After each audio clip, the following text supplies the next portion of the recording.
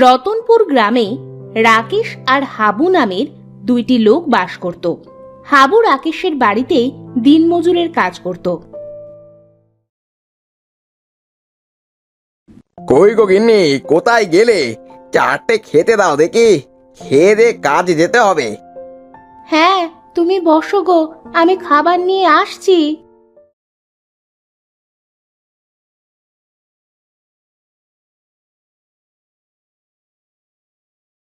গিন্নি, প্রতিদিন আর পান্তা ভাত খেতে ভালো লাগে না গো। বাড়িতে যে তরি তরকারি কিছুই নেই, পান্তা ভাত ছাড়া আর কি খাওয়াবো তোমাকে বলো?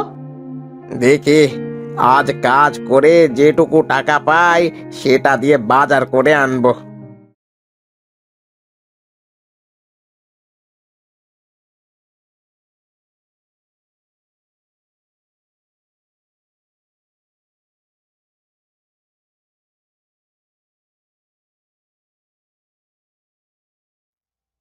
হাবু ভাত খেয়ে রাকেশের বাড়িতে কাজে যায়।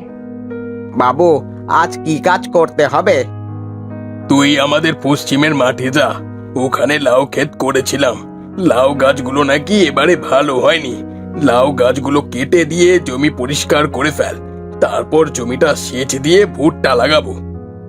আচ্ছা বাবু, আমি দেখে আসছি কি অবস্থা লাউ গাছগুলোর।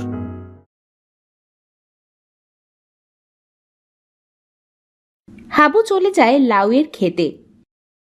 আরে, লাউ গাছগুলো তো পানি না পেয়ে শুকিয়ে গেছে। লাউ গাছগুলোর একটু যত্ন নিলে অনেক লাউ ধরবে। যাই দেখি, বাবুকে বলে আসি।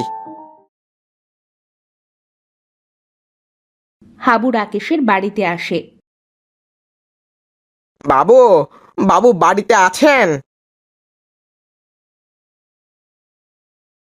কিরে, তোকে না বললাম যে লাউ গাছগুলো কেটে জমিটা পরিষ্কার করতে? তুই এত দ্রুত চলে আসলি যে? বলছিলাম কি বাবু, গাছগুলো তো পানির অভাবে শুকিয়ে গেছে। গাছগুলোতে কিছু সার আর পানি দিলে সামনের মাসেই গাছগুলোতে ভালো লাউ ধরবে। না, তার কোনো দরকার নেই। আমি জমিতে ভুট্টা চাষ করব। বাবু, ভুট্টা লাগাতে তো এখনো মাস দুয়েক বাকি আছে। 1 মাস একটু যত্ন নিয়ে দেখি, যদি লাউ ভালো না হয় তখন না হয় কেটে দিয়েন গাছগুলো। না রে হাবু, তোকে যা বললাম তাই কর। এমনিতেই লাউ ক্ষেতের উপর অনেক খরচা হয়ে গেছে, আর অযথা লাউ ক্ষেতের উপর খরচা করে কোনো লাভ নেই। বাবু, আর মাত্র একটি সেচ আর অল্প কিছু গোবরের সার জমিটাতে দিয়ে দিলে অনেক ভালো লাউ হবে। আমার উপর ভরসা রাখুন। ও, শুধু সার আর সেচের হিসাব করলি? তুই যে জমিতে দেখাশোনা করবি, দিন গেলেই আমাকে যে নগদ টাকা গোনা লাগবে সেই হিসাব করলি না? তাহলে আপনি বরং এক কাজ করেন, যদি আমি যত্ন নিয়ে লাউ গাছগুলোতে ভালো লাউ ফলাতে পারি তবে আমাকে টাকা দিয়েন, আর না হলে আমাকে কোনো টাকা দেওয়া লাগবে না। তোর যে ভরসা দেখছি আর তুই যেভাবে বলছিস, তাতে তো আর তোকে না বলা যাচ্ছে না। যা, কাজে লেগে পড়, আর জমিতকে বলে জমিতে সেচ দিয়ে দে। আচ্ছা বাবু, আমি এক্ষুনি যাচ্ছি, সেচ দিয়ে দেবো জমিতে।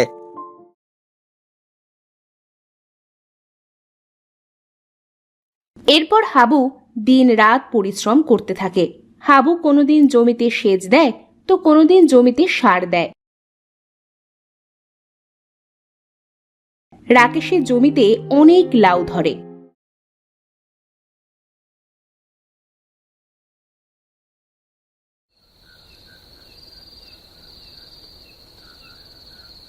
রাত্রিবেলা হাবু তার স্ত্রী ও মেয়েকে নিয়ে খেতে বসেছে। বাবা, তুমি বাজার থেকে একটা বড় লাউ আর একটা বড় দেখে রুই মাছ কিনে আনবে। প্রতিদিনই পান্তা ভাত খেতে ভালো লাগে না। আচ্ছা ঠিক আছে মা, প্রায় 2 মাস ধরে রাকেশ বাবুর বাড়িতে কাজ করছি, এখনো একটা টাকা করেও হাতে পাইনি। বাবু সবগুলো টাকা একসাথে দিতে চেয়েছিলেন, দেখি আজকে ও বাড়িতে গিয়ে টাকাগুলো পাই কিনা।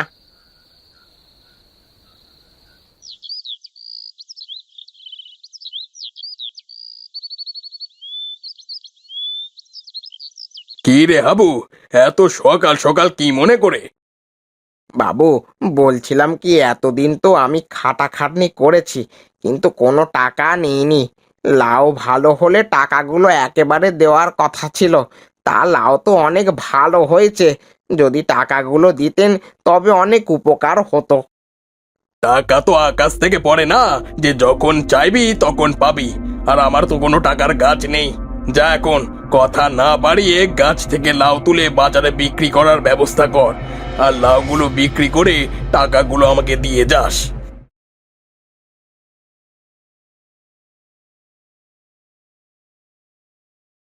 সন্ধেবেলায় হাবুর বাড়ি ফেরার সময় হলে সে লাউ খেতে বসে বসে ভাবছিল, হায় রে কপাল আমার, মেয়েটা এত বড় হয়েছে কোনোদিন কোনো আবদার করেনি। এই প্রথম মেয়েটা আমার কাছে একটা মাছ আর লাউ খেতে চাইলো। কেমন বাবা আমি, মেয়ের সামান্য আবদারটুকু পূরণ করতে পারি না। ক্ষেত থেকে একটা লাউ নিয়ে বাড়ি যাই, তিন্নিকে না হয় বলবো আজ হাটে মাছ পাওয়া যায়নি।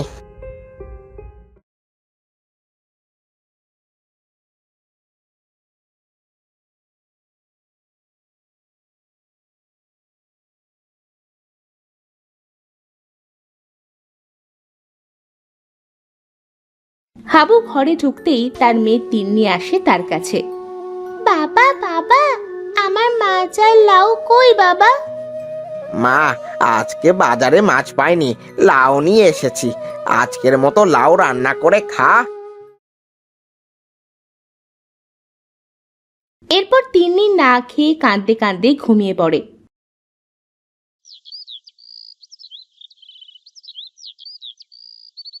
পরের দিন সকালবেলা হাবু ঘুম থেকে উঠে রাকেশের লাউ খেতে গিয়ে দেখে সব লাউ গাছ কেটে দিয়েছে। বাবু, এ কি অলক্ষণে কাজ করলেন আপনি? গাছগুলোতে কত লাউয়ের জালি পড়েছিল, আপনি এখন গাছগুলো কেটে দিলেন কেন? লাউ বেচে আর কয় টাকা রোজগার হতো বল? এবারে ভুট্টার দাম ভালো হবে, তাই জমিতে ভুট্টা লাগাবো।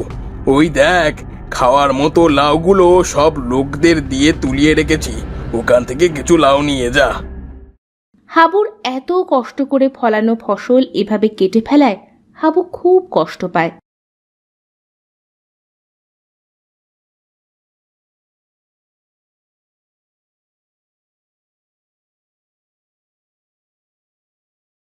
হাবু সেখান থেকে একটা পাকা লাউ নিয়ে বাড়িতে চলে আসে।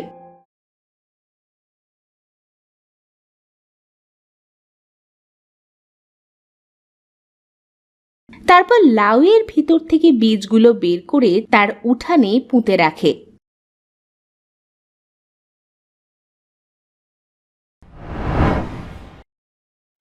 মা মা, দেখো দেখো, আমাদের উঠানে কত সুন্দর লাউ গাছ হয়েছে।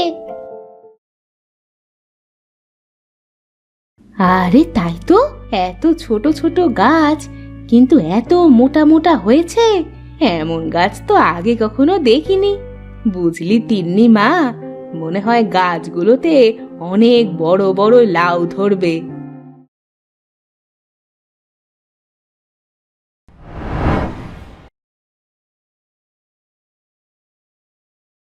তিনি রোজ লাউ গাছের কাছে এসে তার সব দুঃখের কথা বলে। জানো লাউ গাছ, আমাদের অনেক অভাব, কিন্তু আমাকে আমার বাবা অনেক ভালোবাসে। যদি আমাদের সংসারের অভাব না থাকতো তাহলে আমি বাবার কাছে যা চাইতাম বাবা আমাকে তাই দিত। আমি জানি না তুমি আমার কথা শুনতে পাও কিনা, তবে আমি শুনেছি গাছেরাও নাকি কথা শুনতে পারে। তুমি যদি আমার কথা শুনতে পারো তাহলে তুমি অনেক বড় বড় লাউ দিও, যাতে আমাদের সব অভাব দূর হয়ে যায়।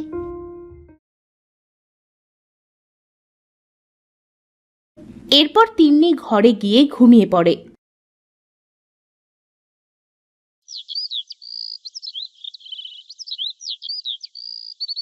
একদিন এসে দেখে তার লাউ গাছে 2টি জালি ধরেছে।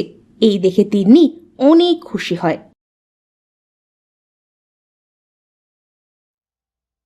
বুঝলে বউ, মানুষের কোনো উপকার করতে নেই।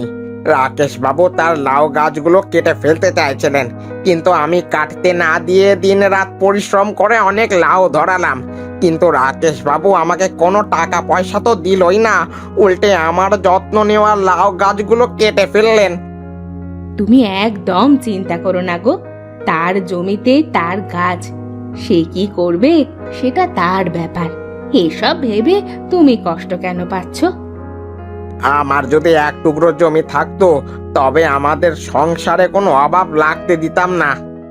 বিধাতা চাইলে সবই হবে। এখন চিন্তা না করে ঘুমাও তো দেখি।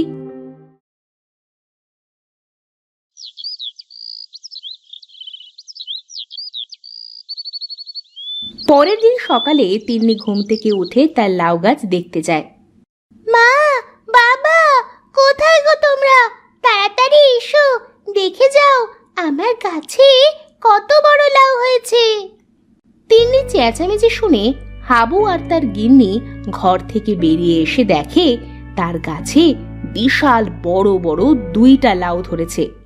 ও মা, এত বড় লাউ! এ তো আমি বাপের জন্মে চোখে দেখিনি। আরে তাই তো, এত বড় লাউ আমিও তো কোনোদিন দেখিনি। এর লাউ তো বাজারে বিক্রি করতে হলে একটা গোটা গরুর গাড়ি দরকার। তবে তাই করো, একটা বড় গরুর গাড়ি নিয়ে এসে লাউ দুটো কেটে বাজারে বিক্রি করে দিয়ে আসো। তার এই লাউয়ের কথা গ্রামে গ্রামে ছড়িয়ে পড়ে।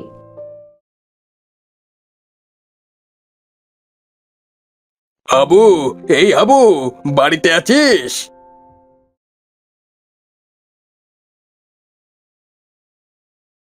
কি হয়েছে রাকেশ বাবু? তোর বড় লাউয়ের রহস্যটা কি আমাকে বলতো।